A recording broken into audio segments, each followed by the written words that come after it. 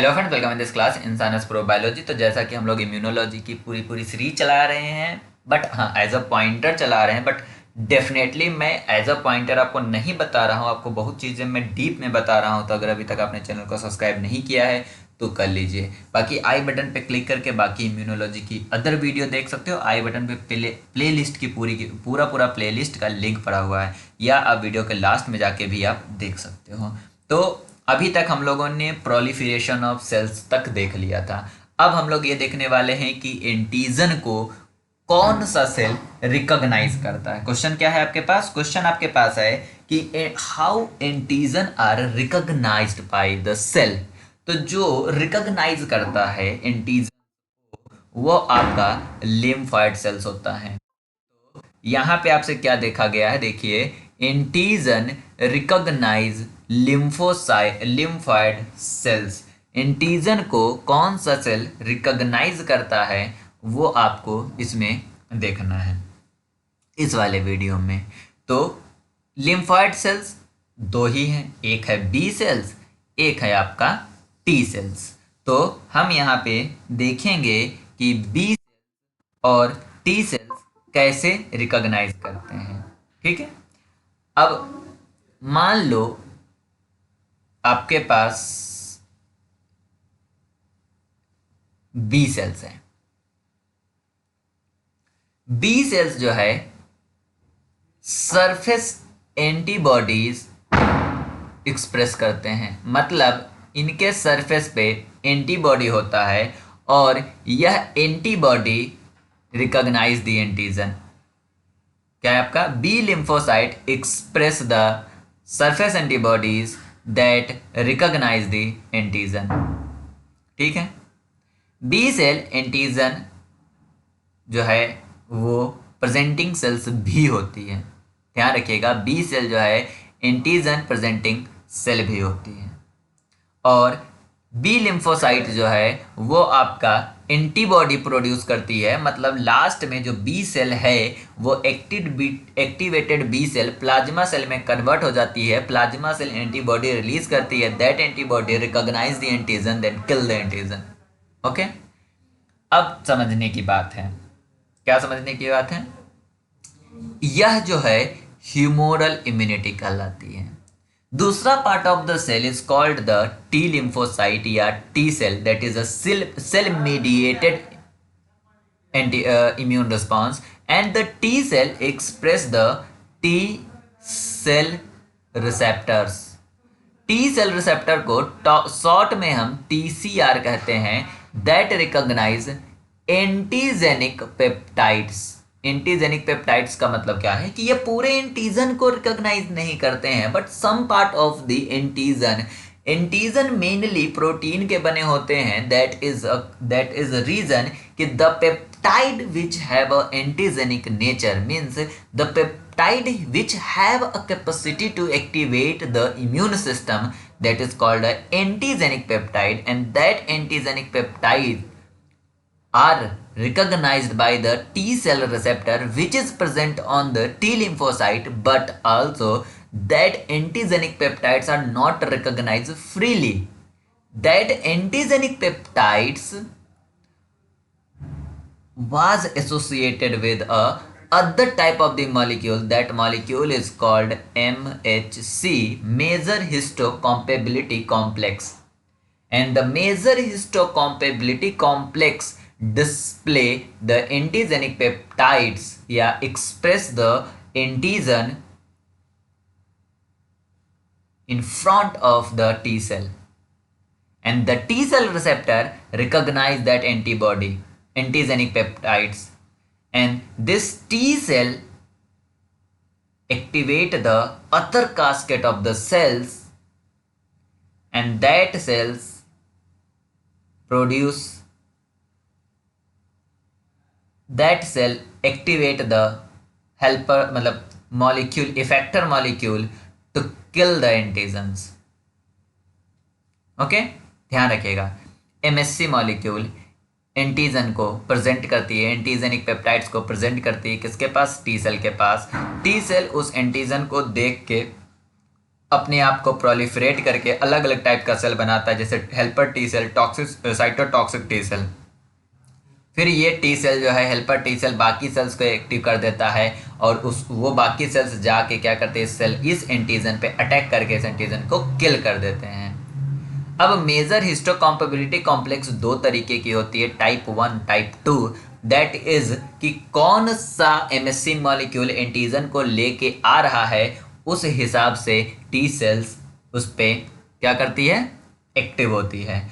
अगर कोई भी एंटीजन एमएससी क्लास सेकंड के द्वारा लाया गया है, क्या है अपना क्या पॉइंट है यहाँ पे, कि अगर कोई भी एंटीजन एमएससी क्लास सेकंड के द्वारा लाया गया है तो वो टी हेल्पर सेल या टीएच सेल को एक्टिव करेगा। हेल्पर सेल इस एंटीजन के प्रेजेंस में, जो कि क्लास सेकंड एमएससी मॉलिक्यूल के द्वारा आया है, उसके प्रेजेंस में TH1, TH2, TH1, TH2 और TR सेल्स में कन्वर्ट हो जाएगा। अब देखिए, TH cell CD4 surface markers अपने पास रखता है। ध्यान दीजिएगा कि टीए सेल के पास सरफेस मार्कर CD4 होता है। That is the most important point कि टी हेल्पर सेल के पास कौन सा मार्कर है, तो CD4 सरफेस मार्कर है। टी हेल्पर सेल किस एमएससी मॉलिक्यूल के साथ इंटरेक्ट करता है, क्लास सेकेंड एमएससी मॉलिक्यूल के साथ। दूसरा, जो एंटीजन अगर एमएससी क्लास फर्स्ट के साथ लाया गया है तो डेफिनेटली वो साइटोटॉक्सिक टी सेल जो है उसको, मतलब साइटोटॉक्सिक टी सेल रिसेप्टर के साथ बाइंड करके रिकॉग्नाइज करेगा। और cytotoxic T cell CD8 surface marker present करता है। अगर साइटोटॉक्सिक टी सेल के बारे में क्वेश्चन पूछेगा कि वो कौन सा सरफेस मार्कर को एक्सप्रेस करता है, CD8, वो किस एमएससी मॉलिक्यूल के मॉलिक्यूल्स को रिकॉग्नाइज करता है, class first MSC molecule T cells उसे करता है। फिर आपका एक होता है memory cell. Memory cell are generated during the clonal expansion of antigen stimulated lymphocyte. जब लिम्फोसाइट जो है एंटीजन से मिलते हैं तो जिस फेज में होते हैं उसे हम बोलते हैं antigen stimulated lymphocyte, and that lymphocyte also gone in the clonal expansion। Clonal expansion का मतलब है कि मल्टीपल टाइप, मतलब वो अपने ही क्लोन प्रोड्यूस करते हैं और वो क्लोन जो प्रोड्यूस करते हैं उसमें से कुछ जो मॉलिक्यूल है वो चला जाता है एंटीजन को किल करने, और कुछ मेमोरी सेल्स की तरह हमारी बॉडी के पास रह जाता है और वो मेमोरी सेल फॉर्मेशन करके इन फ्यूचर अगर सेम एंटीजन आता है तो वो मेमोरी सेल्स तुरंत उसको मार देता है। That is the concept used during the vaccination. Vaccine में हम उस एंटीजेनिक पेप्टाइड्स बॉडी को देते हैं जो हमारी बॉडी में मेमोरी सेल क्रिएट कर देता है, बट हमारे लिए वो पैथोजेनिक नहीं होता है। याद रखिएगा, हमारे लिए वो मॉलिक्यूल पैथोजेनिक नहीं होता है जब हम दे रहे होते हैं, लेकिन कभी कभी हम किल्ड बैक्टीरिया देते हैं जो कि हमारे बॉडी में पैथोजेनिसिटी क्रिएट नहीं करता है, बट उसके अगेंस्ट हमारी बॉडी मेमोरी सेल जनरेट कर रहती है, जो इन फ्यूचर वही बैक्टीरिया, वही मॉलिक्यूल हमारे बॉडी में जब इंटर करता है, मेमोरी सेल्स एक्टिवेट होके उसको किल करने का काम करता है। इसके अलावा अगर हम और लिम्फाइड सेल्स की बात करेंगे तो आपका एक है ग्रेन्युलोसाइट्स। ग्रेन्युलोसाइट्स और ग्रेन्युलोसाइट्स दो तरीके की होती है। ग्रेन्युलोसाइट्स इसलिए बोलते हैं बिकॉज इनके पास अलग अलग टाइप की ग्रेन्यूल्स होती है। उसमें जो सबसे पहला है that is a neutrophils. Morphology of the cells वाला अगर आपने वीडियो देखा होगा तो उसमें मैंने बताया था कि न्यूट्रोफिल्स जो है कुछ इस तरह से होती है, इनके पास लोब्ड होते हैं और मोर देन 2 लोब्ड होते हैं। दैट इज द रीजन कि इन्हें हम क्या बोलते हैं, मतलब मल्टीपल लोब्ड होते हैं, डिफरेंट लोब होते हैं और यह डिफरेंट टाइप की होती है। That is called polymorpho nuclear leukocytes, PM, polymorpho PMN nucleocytes. Have a different lobes. Blood में हमारा 55 to 60% या 60 to 70%, depend on the book, आप कौन सा रीड कर रहे हो उसके हिसाब से, मतलब मोर देन 50%, 55 to 60 या 55 to 70% ब्लड में आपका न्यूट्रोफिल्स पाई जाती है। That is a phagocytic cell. Neutrophils phagocytic है, वो भी नॉन स्पेसिफिक फैगोसाइटिक सेल, मतलब ये स्पेसिफिक नहीं, जैसे ही बॉडी आपकी इंजरी होगी तो वो तुरंत न्यूट्रोफिल्स वहां पे पहुंच जाएगा। फॉर एग्जांपल ये मान लीजिए आपका सेल है, इस सेल के पास यहाँ पे आपका ब्लड वेसल्स मूव कर रहा है, ये सॉरी सेल नहीं, आपकी बॉडी है, यहाँ पे पंचर हुआ और इस पंचर होने से यहाँ पे आपका मॉलिक्यूल इंटर कर रहा है, तो यहाँ का जो न्यूट्रोफिल्स है वो मूव करके आएगा और सबसे पहले यहाँ पे फैगोसाइटोसिस की प्रोसेस को करेगा, मतलब यह नॉन स्पेसिफिक प्रोसेस होता है। Important in controlling the bacterial infection. The bacterial infection को कंट्रोल करने के लिए फैगोसाइट और न्यूट्रोफिल्स पहला काम है। That is called first line of defence, और normally are the first cell to arrive at the site of infection and have a short life span and rapid turnover. मतलब neutrophils सबसे पहले site of infection पे पहुंचेगा, इसकी life span जो है, life span छोटी होती है न्यूट्रोफिल्स की, और दूसरा यह जल्दी एपोप्टोसिस में चले जाते हैं। अब ये का क्वेश्चन है कि साइट पे, इन्फेक्शन की साइट पे सबसे पहले कौन पहुंचता है? न्यूट्रोफिल्स।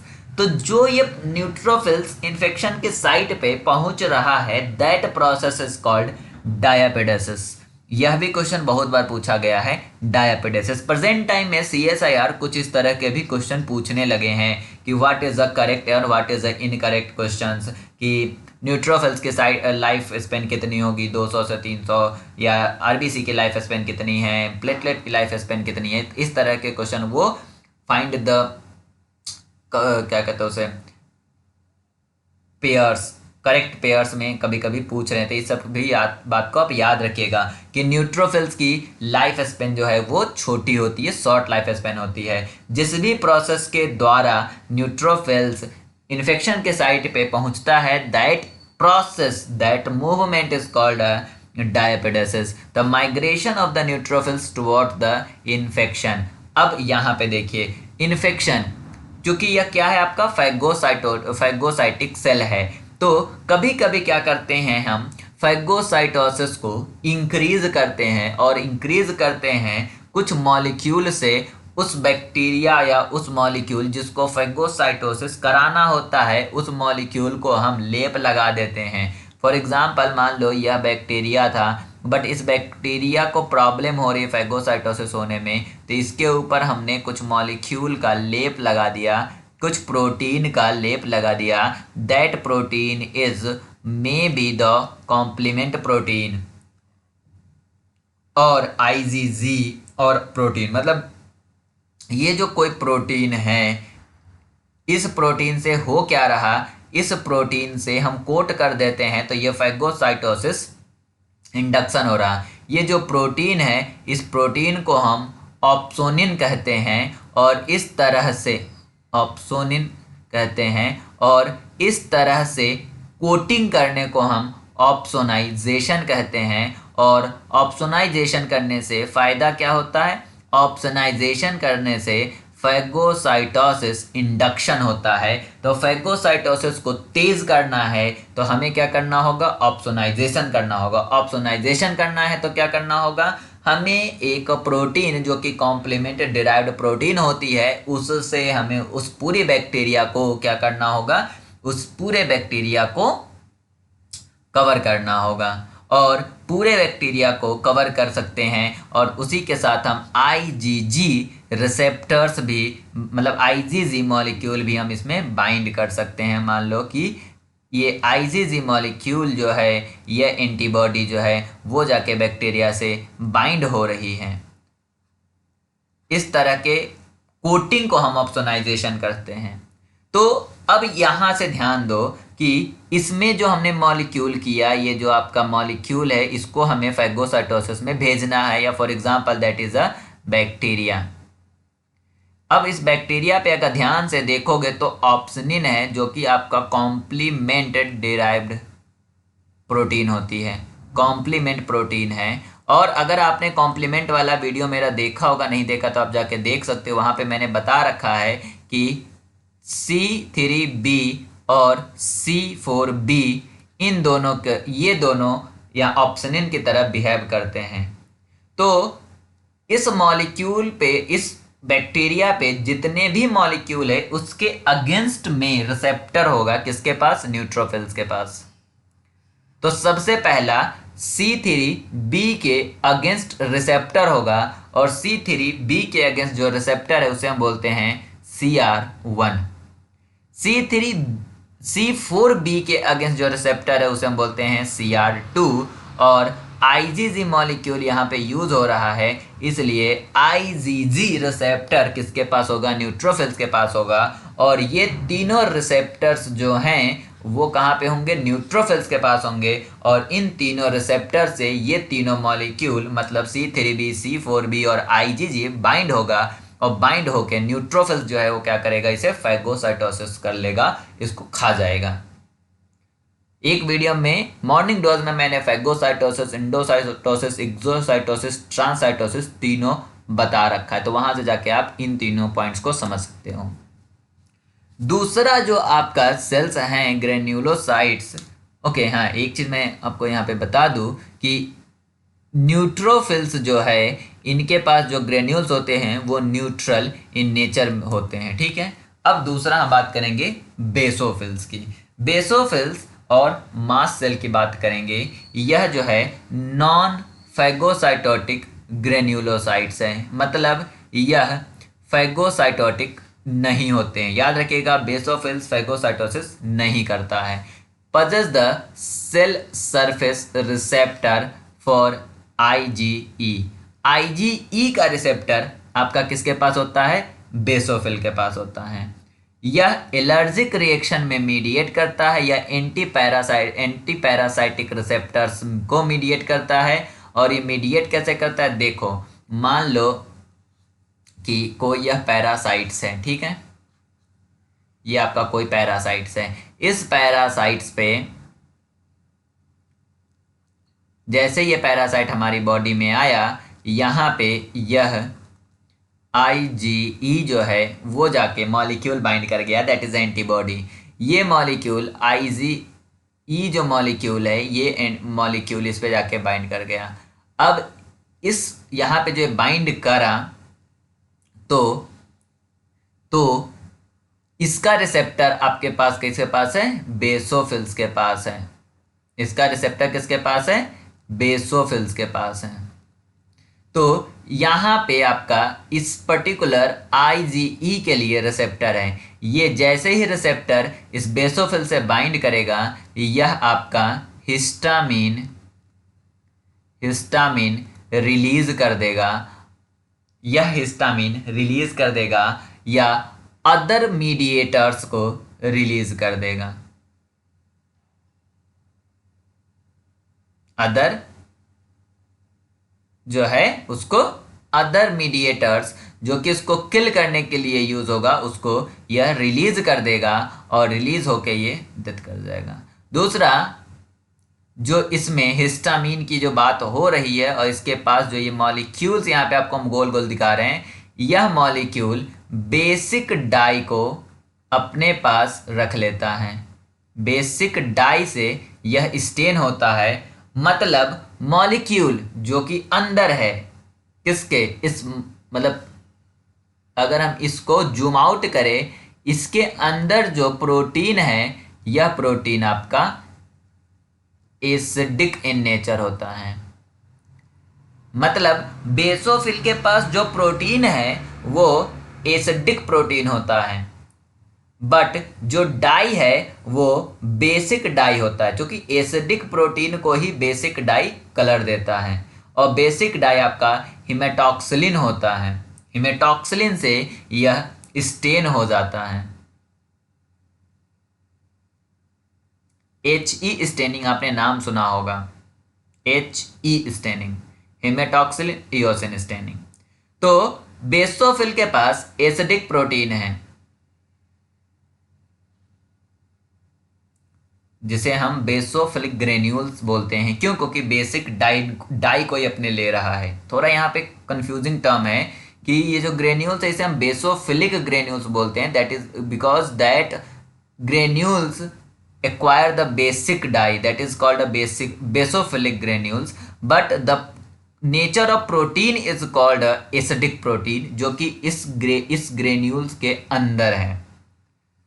नेक्स्ट आपका इयोसिनोफिल है। इयोसिनोफिल जो है यह भी एक फैगोसाइटोटिक सेल है, बट यह वीकली फैगोसाइटिक सेल है।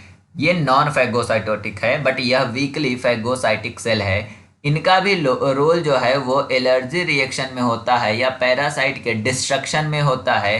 पैरासाइट एस्केरिसल हेलमिंथिस दोनों में से कोई भी इन्फेक्शन अगर हुआ होगा तो इयोसिनोफिल का अमाउंट ज़्यादा होगा। अगर इयोसिनोफिल का अमाउंट आपकी बॉडी में ज़्यादा है, डेफिनेटली इनके पास मतलब आपका कहीं ना कहीं पैरासिटिक इन्फेक्शन बॉडी में है। इनके पास जो ग्रेन्यूल्स होता है उसमें कुछ एंजाइम होते हैं जो कि कोलिनिएज